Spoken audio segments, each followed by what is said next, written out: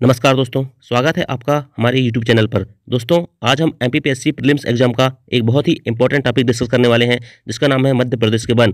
तो आइए जानते हैं मध्य प्रदेश के वनों के बारे में विस्तार से।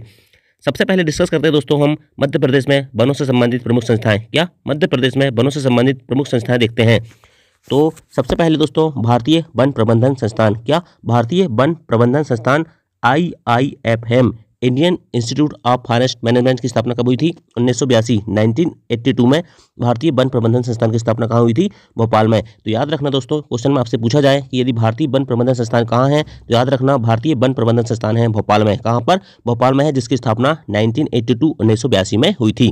इसके बाद दोस्तों राज्य वन अनुसंधान संस्थान। क्या राज्य वन अनुसंधान संस्थान पूछा जाए तो याद रखना ये है जबलपुर में। कहाँ पर है? जबलपुर में है राज्य वन अनुसंधान संस्थान, जिसकी स्थापना 1963 में हुई थी। 1963 में राज्य वन अनुसंधान संस्थान की स्थापना जबलपुर में हुई थी। इसके बाद देखते हैं दोस्तों भारतीय वन अनुसंधान का क्षेत्रीय कार्यालय कहाँ है, पूछेगा आपसे। याद रखना भारतीय वन अनुसंधान का क्षेत्रीय कार्यालय मध्य प्रदेश के जबलपुर शहर में स्थित है। इसके बाद यदि आपसे पूछे भारतीय उष्णकटिबंधीय वन संस्थान कहाँ पर स्थित है, तो याद रखना ये है मध्य प्रदेश के जबलपुर शहर में। कहाँ पर? मध्य प्रदेश के जबलपुर शहर में भारतीय उष्णकटिबंधीय वन संस्थान स्थित है। ठीक है, नेक्स्ट देखते हैं वानिकी अनुसंधान संस्थान कहाँ पर है। यदि आपसे पूछे कि वानिकी अनुसंधान संस्थान कहाँ है, तो याद रखना वानिकी अनुसंधान संस्थान है छिंदवाड़ा में। आम अनुसंधान संस्थान कहाँ पर है, तो याद रखना आम अनुसंधान संस्थान है गोविंदगढ़ रीवा में। कहाँ पर है? गोविंदगढ़ रीवा में आम अनुसंधान संस्थान स्थित है। आम्र जिला किसे कहते हैं? क्योंकि आम अनुसंधान संस्थान की बात की है, इसलिए आम्र जिला भी आपको पता होना चाहिए दोस्तों। आम्र जिला जबलपुर को घोषित किया गया है। दोस्तों मध्य प्रदेश में एक बहुत ही फेमस आम की प्रजाति पाई जाती है, जिसका नाम है नूरजहां। या नूरजहां, ये कहाँ पर पाई जाती है? याद रखना अलीराजपुर जिले के एक स्थान है कट्टीबाड़ा, वहाँ पर नूरजहां नामक आम की प्रजाति पाई जाती है। कहते हैं दोस्तों ये नूरजहां जो आम की प्रजाति होती है, इस आम का वजन 4 से 5 किलो तक होता है। ठीक है, नेक्स्ट देखते हैं वन राज्यिक महाविद्यालय कहाँ पर है, तो याद रखना वन राज्यिक महाविद्यालय है बालाघाट में। कहाँ पर? बालाघाट में वन राज्यिक महाविद्यालय है, जिसकी स्थापना 1979 में हुई थी। इसके बाद दोस्तों फॉरेस्ट ट्रेनिंग महाविद्यालय पूछे आपसे, तो याद रखना इसकी स्थापना 1980 में बैतूल में हुई थी। कहाँ पर? 1980 में बैतूल में फॉरेस्ट ट्रेनिंग महाविद्यालय की स्थापना हुई थी। प्रादेशिक वन स्कूल कहाँ पर है? यदि आपसे पूछे कि मध्य प्रदेश में प्रादेशिक वन स्कूल कहाँ पर है, तो याद रखना प्रादेशिक वन स्कूल है शिवपुरी में।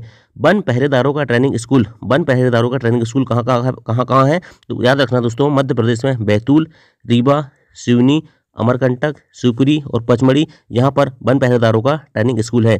सिवनी में दोस्तों, सिवनी में एक स्थान है लखनादौन, वहाँ पर वन पहरेदारों की ट्रेनिंग होती है। ठीक है, और रीवा में गोविंदगढ़ है, जहाँ पर वन पहरेदारों की ट्रेनिंग होती है। तो याद रखना बैतूल, रीवा, सिवनी, अमरकंटक, शिवपुरी और पचमढ़ी में वन पहरेदारों की ट्रेनिंग होती है। अब देखते हैं दोस्तों मध्य प्रदेश राज्य वन विकास निगम। क्या मध्य प्रदेश राज्य वन विकास निगम की स्थापना कब हुई थी? याद रखना 29 जुलाई 1975 को हुई थी। कब? 29 जुलाई 1975 को मध्य प्रदेश राज्य वन विकास निगम की स्थापना हुई थी, जिसका मुख्यालय भोपाल में है। कहाँ पर है? भोपाल में है। मध्य प्रदेश राज्य वन विकास निगम की स्थापना 29 जुलाई 1975 को भोपाल में हुई थी। मध्य प्रदेश जैव विविधता बोर्ड की स्थापना कब हुई थी? याद रखना मध्य प्रदेश जैव विविधता बोर्ड की स्थापना हुई थी 2005 में। कब? मध्य प्रदेश जैव विविधता बोर्ड की स्थापना हुई थी 2005 में। और मध्य प्रदेश जैव विविधता विभाग की स्थापना कब हुई थी? यदि आपसे विभाग पूछे तो याद रखना 2001 में, और बोर्ड पूछे तो 2005 में। ठीक है, नेक्स्ट देखते हैं मध्य प्रदेश इको पर्यटन विकास बोर्ड की स्थापना कब हुई? तो याद रखना मध्य प्रदेश इको पर्यटन विकास बोर्ड की स्थापना हुई थी 2005 में मध्य प्रदेश इको पर्यटन विकास बोर्ड की स्थापना हुई थी। मध्य प्रदेश राज्य बास मिशन कब बना? तो याद रखना मध्य प्रदेश राज्य बास मिशन 2013 में एस्टेब्लिश हुआ था। ठीक है, इसके बाद मध्य प्रदेश राज्य वन विकास अभिकरण की स्थापना कब हुई? तो याद रखना मध्य प्रदेश राज्य वन विकास अभिकरण की स्थापना हुई थी 2010 में। वन्य जीव सलाहकार बोर्ड की स्थापना कब हुई? तो याद रखना वन्य जीव सलाहकार बोर्ड की स्थापना हुई थी 1978 में।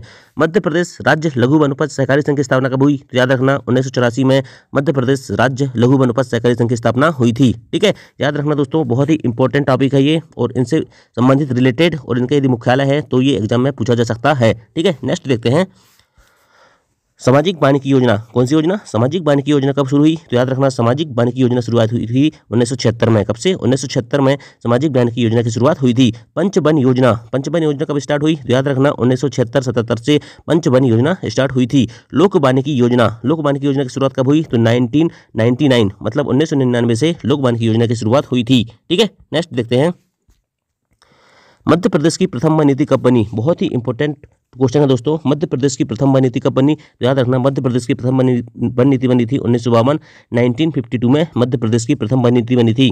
यदि आपसे पूछे मध्य प्रदेश की नवीन वन नीति कब बनी, तो याद रखना, मध्य प्रदेश की नवीन वन नीति बनी थी 2005 में, 2005 में मध्य प्रदेश की नवीन वन नीति बनी थी। ठीक है, नेक्स्ट देखते हैं दोस्तों, यदि आपसे पूछे कि मध्य प्रदेश में कितने वनव्रत हैं, तो याद रखना, मध्य प्रदेश में वनव्रतों की संख्या कितनी है? 16 है। वनमंडल पूछे तो 63, कुछ बुकों में 62 भी लिखा हुआ है, आप 62 63 दोनों देख के ऑप्शन में जो है उसको क्लिक कर सकते हैं। ठीक है, अभी प्रेजेंट टाइम में हम आपको 63 बता रहे हैं, तो आप 63 मानकर चलें। ठीक है, उपवनमंडल कितने हैं? उपवनमंडल 135 135 है। और वन ग्रामों की संख्या कितनी है? तो याद रखना, वन ग्रामों की संख्या मध्य प्रदेश में है 925। अब देखते हैं दोस्तों, मध्य प्रदेश में सबसे बड़ा वनव्रत कौन सा है? तो याद रखना, सबसे बड़ा वनव्रत है खंडवा। कौन सा? सबसे बड़ा वनव्रत है खंडवा। सबसे छोटा वनव्रत कौन सा है? तो याद रखना, सबसे छोटा वनव्रत है होशंगाबाद। कौन सा? होशंगाबाद जो है सबसे छोटा वनव्रत है। सबसे ज्यादा आरक्षित वन कहाँ पाए जाते हैं? तो याद रखना, सबसे ज्यादा आरक्षित वन पाए जाते हैं खंडवा वनव्रत में। और सबसे ज्यादा संरक्षित वन कहाँ पाए जाते हैं? तो याद रखना, सबसे ज्यादा संरक्षित वन पाए जाते हैं छतरपुर वनव्रत में।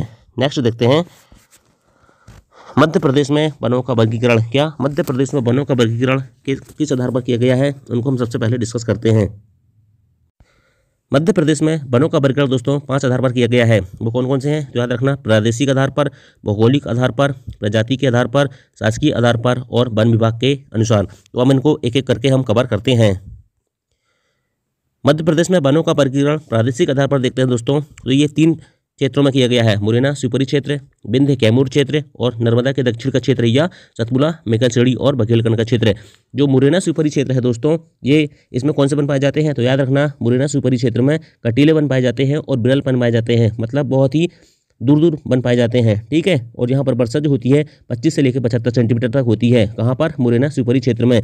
इसके बाद बात करते हैं दोस्तों विंध्य कैमूर क्षेत्र की। तो विंध्य कैमूर क्षेत्र में भी बिरल वन ही पाए जाते हैं। कौन से वन? बिरल वन ही पाए जाते हैं। इसके बाद बात करते हैं नर्मदा के दक्षिण का क्षेत्र या सतपुड़ा मेघाचढ़ी। तो याद रखना दोस्तों, यहाँ पर सघन वन पाए जाते हैं। कैसे वन पाए जाते हैं? सघन वन पाए जाते हैं। ठीक है, नेक्स्ट देखते हैं, भौगोलिक आधार पर। भौगोलिक आधार पर वर्गों का वर्गीकरण 3 प्रकार में किया गया है। कौन कौन से? उष्णकटिबंधीय पर्णपाती वन, उष्णकटिबंधीय अर्धपर्णपाती वन और उष्णकटिबंधीय शुष्क पर्णपाती वन या कटीले वन भी हम कहते हैं। तो अब देखते हैं दोस्तों उष्णकटिबंधीय पर्णपाती वन। उष्णकटिबंधीय पर्णपाती वन जो होते हैं दोस्तों, इनमें जो वर्षा होती है 50 से लेकर 100 सेंटीमीटर तक होती है। कितनी? 50 से लेकर 100 सेंटीमीटर तक वर्षा होती है उष्णकटिबंधीय पर्णपाती वन में। दोस्तों पानी की कमी होने पर क्या होते हैं? ये वन अपनी पत्ती को गिरा देते हैं, मतलब पूर्ण रूप से गिरा देते हैं। कौन से वन? उष्णकटिबंधीय पर्णपाती वन अपनी पत्तियों को पूर्ण रूप से गिरा देते हैं। और ये कहाँ पर पाए जाते हैं? याद रखना, छतरपुर, सागर, दमोह, पन्ना, इन जिलों में कौन से वन पाए जाते हैं? उष्णकटिबंधीय पर्णपाती वन पाए जाते हैं। और वर्षा कितनी होती है? 50 से लेकर 100 सेंटीमीटर। अब बात करते हैं उष्णकटिबंधीय अर्धपर्णपाती वन। याद रखना दोस्तों, उष्णकटिबंधीय अर्धपर्णपाती वन में वर्षा कितनी होती है? 100 से लेकर 150 सेंटीमीटर तक होती है। कितनी? 100 से लेकर 150 सेंटीमीटर तक होती है। और ये अपनी आधी पत्ती गिराते हैं, जैसा कि नाम ही है अर्धपर्णपाती वन, तो ये अपनी आधी पत्ती गिराते हैं। ठीक है, और मध्य प्रदेश का जो बघेलखंड का पठारी क्षेत्र है दोस्तों, जिसमें सिंगरौली, सीधी, उमरिया, शहडोल जिले आते हैं, वहाँ पर उष्णकटिबंधीय अर्धपर्णपाती वन पाए जाते हैं। ठीक है, और इसके जो मुख्य वृक्ष होते हैं सागौन, साल, बांस, मुगहा, साजा, जामुन, इंसा, हर्रा, इस प्रकार के वृक्ष उष्णकटिबंधीय अर्धपर्णपाती वनों में पाए जाते हैं। ठीक है, इसके बाद बात करते हैं दोस्तों हम उष्णकटिबंधीय शुष्क पर्णपाती वन या कटीले वन। दोस्तों यहाँ पर जो वर्षा होती है वो 25 से लेकर 75 सेंटीमीटर तक होती है। कितनी? 25 से लेकर 75 सेंटीमीटर तक यहाँ पर वर्षा होती है। और पानी की कमी के कारण वनों की पत्तियाँ कांटों में परिवर्तित हो जाती है। किसमें परिवर्तित हो जाती है? कांटों में परिवर्तित हो जाती है, पानी की कमी के कारण वनों की पत्तियाँ। ठीक है, और कौन कौन सी वनस्पति पाई जाती है? जैसे बबूल हो गया, कीकर हो गया, पलास हो गया, तेंदुपत्ता हो गया, खजूर हो गया। तो इस प्रकार की प्रजाति इन वनों में प्रमुख रूप से पाई जाती है। ठीक है, इसके बाद बात करते हैं दोस्तों हम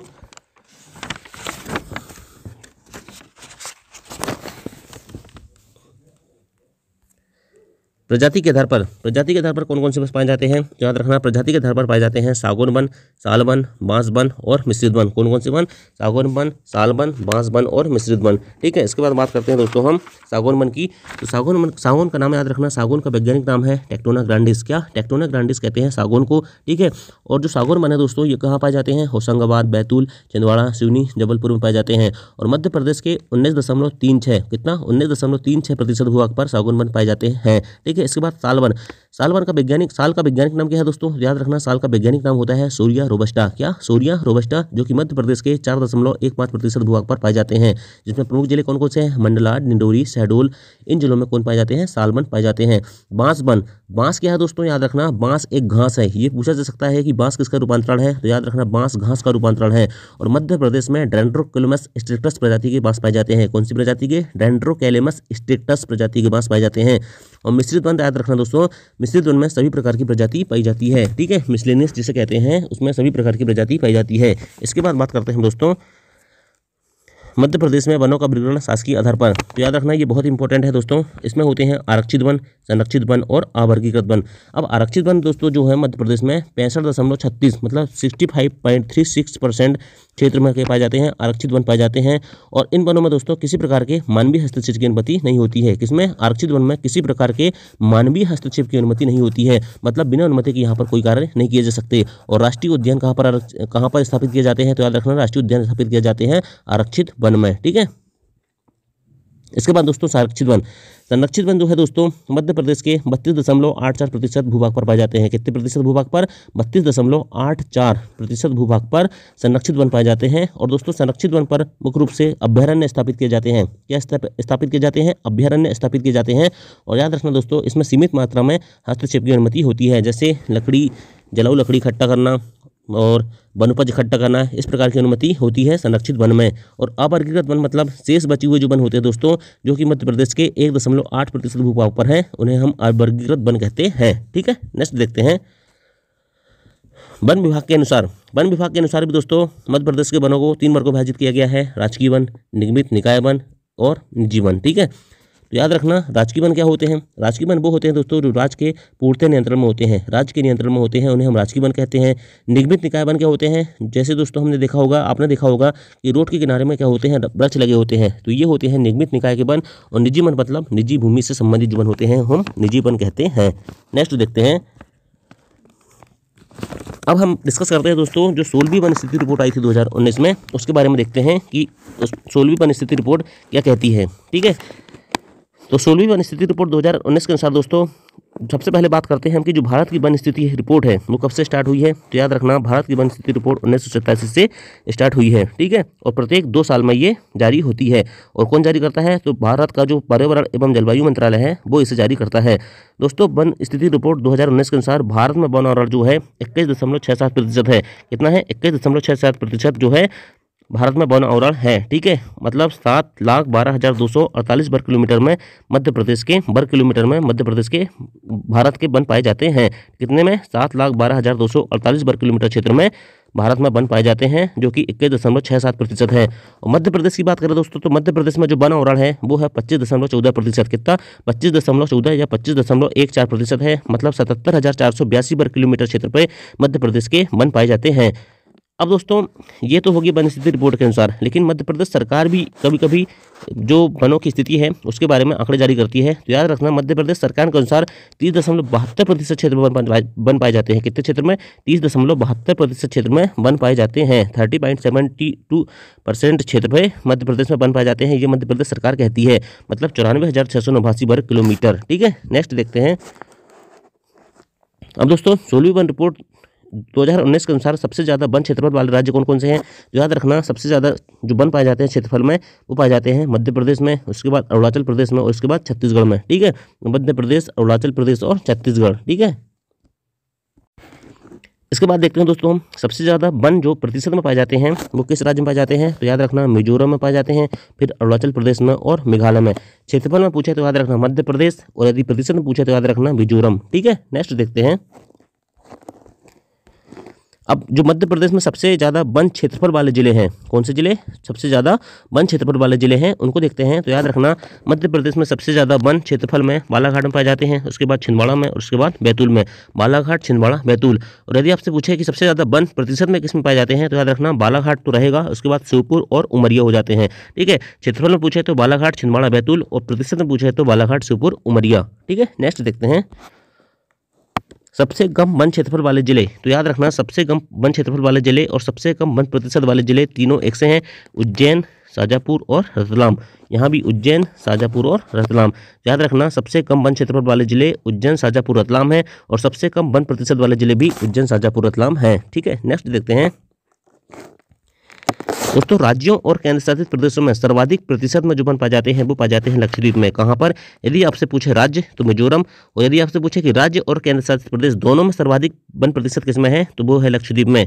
और वनों में सबसे ज्यादा वृद्धि करने वाला राज्य कौन सा था? तो याद रखना कर्नाटक। कर्नाटक जो है वनों में सबसे ज्यादा वृद्धि करने वाला राज्य था। ठीक है, अब दोस्तों कुछ एक्स्ट्रा फैक्ट की बात करते हैं। मध्य प्रदेश में जो है वर्तमान में वन मंत्री कौन है? तो याद रखना कुंवर विजय शाह जी हैं। कौन है? कुंवर विजय शाह जी जो है वर्तमान में मध्य प्रदेश के वन मंत्री हैं। दोस्तों मध्य प्रदेश में वन विभाग की स्थापना कब की गई थी?